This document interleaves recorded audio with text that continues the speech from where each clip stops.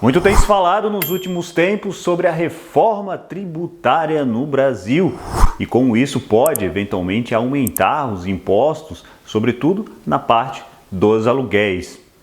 Se você não me conhece, meu nome é Otávio Salum e eu vou explicar para você como essa reforma pode ou não lhe atingir. Vem comigo!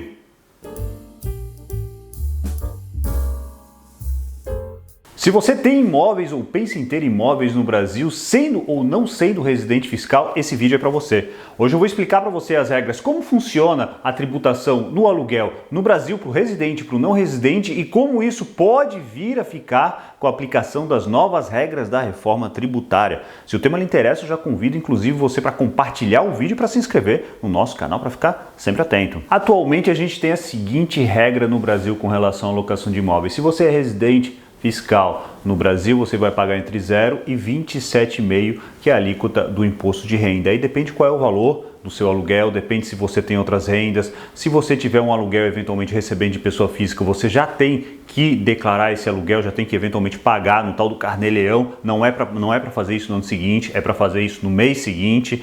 Então tem toda essa situação se você é residente fiscal no Brasil, ficando sempre atento a outras rendas. Eu tenho um aluguel de R$500, mas eu tenho um salário de R$3.000 e tenho mais uma renda, uma pensão de tanto. Então você vai somando essas rendas, tá certo? Se você é não residente no Brasil, ou seja, se você já fez a saída definitiva, já não tem mais, já falou para o fisco brasileiro que não tem mais que pagar imposto no Brasil, que não tem mais que declarar imposto, melhor dizendo, então a sua alíquota vai ser fixa de 15%. Ou seja, se você é não residente, tem um imóvel no Brasil, você aluga esse imóvel por R$500 ou por R$50.000, você vai pagar 15% sobre os seus ganhos. Essa é a regra atual. Para as pessoas jurídicas que alugam imóveis, elas também pagam eventualmente o imposto de renda sobre a pessoa jurídica e pagam além disso a CSLL, que é a contribuição social sobre o lucro líquido, que na verdade é um imposto de renda disfarçado com outro nome, então a empresa também acaba pagando de acordo com seu faturamento. Em 2023 foi aprovada no Brasil a chamada reforma tributária, que é uma emenda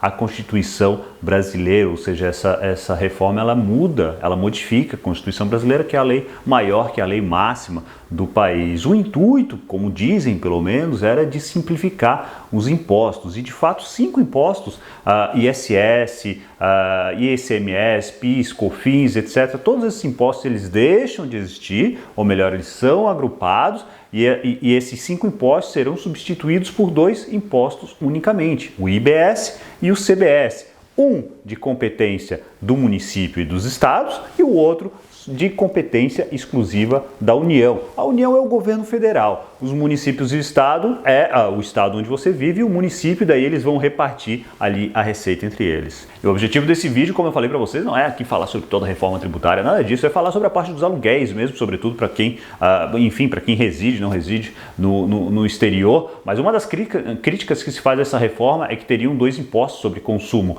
que na verdade eles tentaram imitar, pelo menos pelo que a gente lê dos projetos e tal, eles tentaram imitar a TVA, enfim, o IVA que existe em outros países. No Brasil a gente teria 2 impostos sobre consumo, um dos estados e municípios, outro da União, o que dizem muita gente que vai acabar aumentando consideravelmente a carga tributária. E uma das novidades que essa reforma tributária trouxe é que a locação de imóveis passará a ser considerada um serviço eventualmente até para as pessoas físicas. Na regra atual, em 2025, quando a gente está gravando esse vídeo, como eu falei para vocês, incide basicamente imposto de renda. Às vezes, né? Porque às vezes a pessoa nem chega a ultrapassar o limite, então acaba ficando isento nesse caso. Agora não, daqui para frente, né? Daqui para frente, quando entrar em vigor essas novas regras, a pessoa vai ter que pagar também esses impostos sobre consumo, IBS e CBS, o que vai muito provavelmente encarecer e tornar mais cara a locação de imóveis. Uma vez que a locação de imóveis passa a ser considerada um serviço, automaticamente esses impostos, esses 2 novos impostos já passarão a incidir para a pessoa jurídica, ou seja, se você tem uma empresa e aluga um imóvel através dessa empresa, você já vai ganhar de brinde esses 2 novos impostos. De novo, prometendo, porque deixaria de pagar o ISS, ICMS, PIS, COFINS, tudo isso, mas teria esses 2 novos impostos que antigamente, pelo menos em 2025, não incidiam sobre a locação. Já para as pessoas físicas, a regra ela é um pouquinho mais complicada e merece uma atenção um pouquinho maior. Num primeiro momento, não é necessário, não haverá tributação nova, pelo menos essa é a promessa, não haverá tributação sobre os que são considerados pequenos proprietários, que têm poucas locações. Por exemplo, você tem um imóvel, tem um apartamento, não é um valor alto, então você não estaria pagando o IBS e o CBS. O problema sempre é como que a gente define o que é uma pessoa que é considerada de pequeno porte, digamos assim, que não tem muitas locações, e a pessoa que é considerada já que tem uma renda efetiva sobre essa locação de imóveis. Tem uma lei de 2025 que ela veio trazer algumas condições e a pessoa, para que venha pagar esse imposto, esse tributo, ela tem que preencher cumulativamente 2 requisitos. Esses requisitos, a pessoa tem que ter auferido no ano calendário anterior uma receita bruta superior a R$240 mil com locação, cessão onerosa ou arrendamento de imóveis e, cumulativamente, ela tem que possuir mais de 3 imóveis distintos nessa atividade. Então, o que acontece? No primeiro momento, você vai pensar, não, realmente, a pessoa ganhou mais de 240 mil, é praticamente uma empresa, né? É um rendimento considerável por ano, isso dá R$20 mil por mês, e além disso, tem que ter 3 imóveis, são requisitos cumulativos, né? Só que também na mesma lei complementar, eles prevêem alguns redutores e você pode ficar, digamos, na metade do caminho ali e pagar um pouco mais de imposto. Logicamente, muita coisa ainda é incerta porque ainda depende de como vão vir novas leis, porque foi feita uma mudança na Constituição, tem uma lei complementar e ainda espera-se que venham novas leis para definir a alíquota certinho de quanto vai ser pago de cada imposto. Além disso, fala-se em 2 redutores, um redutor social e um redutor de alíquota, que ainda não está bem claro para a gente como vai funcionar, porque ainda não tem uma lei especificando como funcionarão esses redutores. Esse redutor social, em princípio, ele incidiria sobre um imóvel novo, então no imóvel novo a tributação seria menor, podendo baixar consideravelmente, e tem esse outro, o redutor de alíquota daí também para operações imobiliárias, que ele também pode vir a baixar. Isso seria uma promessa, a gente nunca sabe se... A gente só vai saber mesmo quando a legislação entrar em vigor e a gente vê na prática, mas isso seria uma promessa para tirar um pouco do impacto, do forte impacto que esses 2 novos tributos podem ter sobre a alocação de imóveis. E a norma também prevê uma regra nova para alocações de curto prazo, como é o caso clássico do Airbnb. Então, até 90 dias teria uma tributação diferente, o redutor ele não seria integral, ou seja, na prática vai ficar mais alto. Se você tem um imóvel e faz Airbnb, muito provavelmente vai ficar mais alto para você pagar no imposto. Hoje no Brasil, a regra, na verdade a gente não tem uma regra específica para imóveis se a pessoa fica pouco tempo no seu imóvel, na verdade, entra tudo como imposto de renda. Eu até acho isso muito mais simples. Na Europa é comum que eles tenham essas diferenças, mas aqui há uma procura realmente muito maior, né? O turismo ele é muito mais elevado na Europa do que no Brasil. No Brasil, na verdade, a gente precisa de turistas, né? A gente tem um número baixo estatisticamente de turistas pela dimensão que é o país, por tudo que tem para conhecer e para ver no Brasil. A gente tem pouco turista comparado com os países europeus, com os Estados Unidos, com o Canadá, etc. Então, o que acontece? A partir de agora a gente vai aumentar o valor desses impostos. A gente não, o governo federal. O governo federal aumenta, o Congresso, né? O Congresso que aprovou. Então, a nova legislação ela prevê um aumento de tributação também para imóveis de curta duração, de locação de curta duração, que vai pegar justamente essa parte de Airbnb e que você, muito provavelmente, você que está alugando vai pagar mais caro, porque normalmente o proprietário ele repassa o custo do tributo para quem loca. Essa legislação de 2025 ela prevê também uma espécie de regra de transição para os imóveis que já estão alugados. Por exemplo, assim, você tem um imóvel alugado, você tem um apartamento na praia, esse apartamento está alugado. Então, não vai começar a incidir direto o IBS, o CBS em cima do seu imóvel. Estou falando de pessoa física, tá, pessoal? Então, vai ter gradativamente, você vai começar a pagar esse imposto aos poucos, até que em 2028, finalmente, daí você pagará integralmente, se for o caso, se você preencher os requisitos lá que eu falei para você. Tá? Então eles têm para quem já está com contrato em vigor, pode vir a ter uma regra diferente, mas é só até 2028, não se iluda muito. Ainda não ficou muito claro para mim como ficaria a situação do não residente. Por exemplo, você mora na Itália, por exemplo.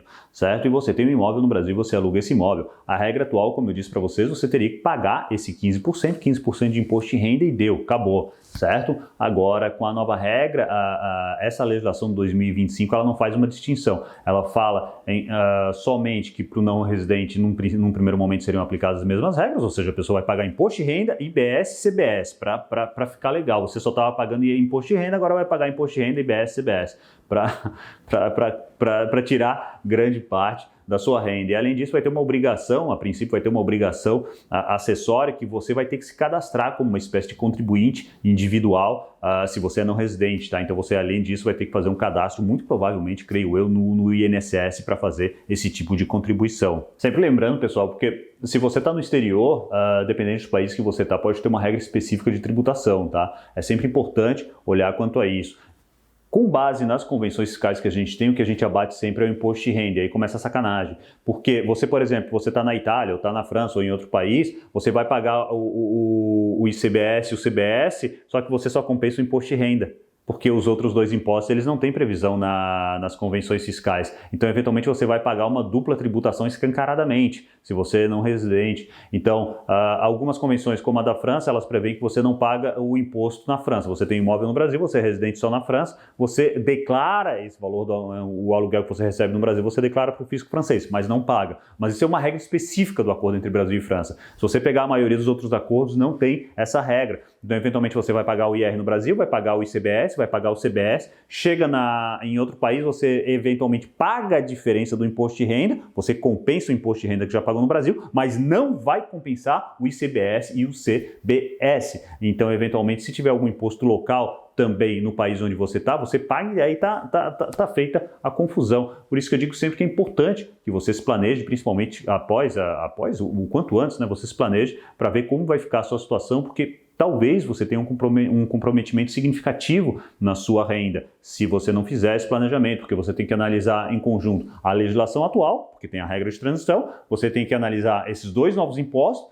você tem que analisar como vai ficar a sua situação, porque se você tem um imóvel, tem vários imóveis, quanto que você recebe, porque isso pode fazer toda uma diferença se você tem um Airbnb, e qual país você reside, para ver se não tem uma regra específica que você ainda vai acabar pagando mais impostos. Porque dependendo do caso, se você não saiu do Brasil ainda, eventualmente vale até a pena vender o imóvel. Você tem certeza que quer sair do Brasil? Olha, não, vou sair do Brasil e tal. Vai ficar, teria que fazer as contas para ver quanto você vai pagar efetivamente, embora a gente ainda não saiba exatamente o valor da alíquota. Estão falando em 26,5%, mas a gente nunca se sabe ao certo. Se for 26,5%, seria realmente a maior alíquota, pelo menos dos países da OCDE, embora o Brasil não faça parte, mas está querendo entrar faz tempo.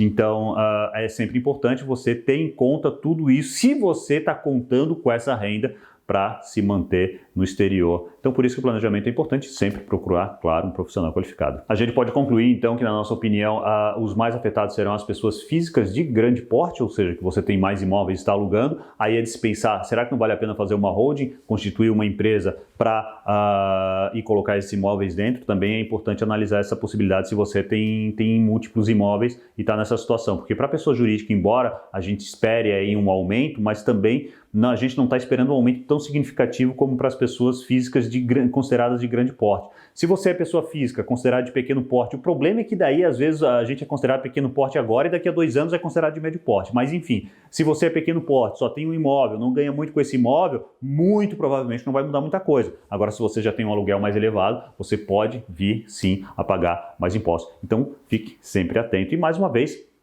convido você, se o vídeo lhe interessa, para se inscrever no canal e para compartilhar esse vídeo com bastante pessoas, para que elas possam estar bem informadas e possam se preparar também para essa reforma e para esse muito provável aumento de impostos.